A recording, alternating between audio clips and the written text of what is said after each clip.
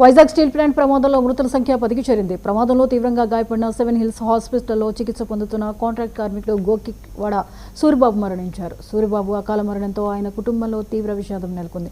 మృతుడికి భార్య వరలక్ష్మి, పిల్లలు లోకేష్, పరిమళ ఉన్నారు. ప్లాంట్లో వరుసగా జరుగుతున్న ప్రమాదాలపై కార్మిక సంఘాలు ఆగ్రహం వ్యక్తం చేస్తున్నాయి. యాజమాన్యం తక్షణమే స్పందించి సూరిబాబు కుటుంబానికి నష్టపరిహారం చెల్లించి ఆదుకోవాలని డిమాండ్ చేస్తున్నాయి.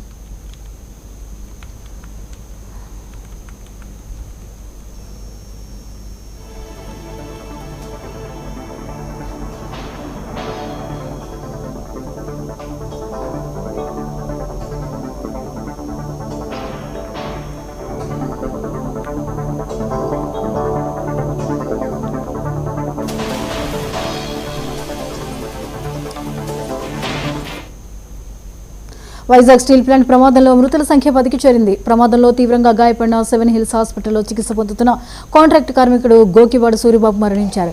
సూరిబాబు అకాల మరణంతో ఆయన కుటుంబంలో తీవ్ర విషాదం నెలకొంది. మృతుడికి భార్య వరలక్ష్మి, పిల్లలు లోకేష్, పరిమళ ఉన్నారు. ప్లాంట్లో వరుసగా జరుగుతున్న ప్రమాదాలపై కార్మిక సంఘాలు ఆగ్రహం వ్యక్తం చేస్తున్నాయి. యాజమాన్యం తక్షణమే స్పందించి సూరిబాబు కుటుంబానికి నష్టపరిహారం చెల్లించి ఆదుకోవాలని డిమాండ్ చేస్తున్నాయి.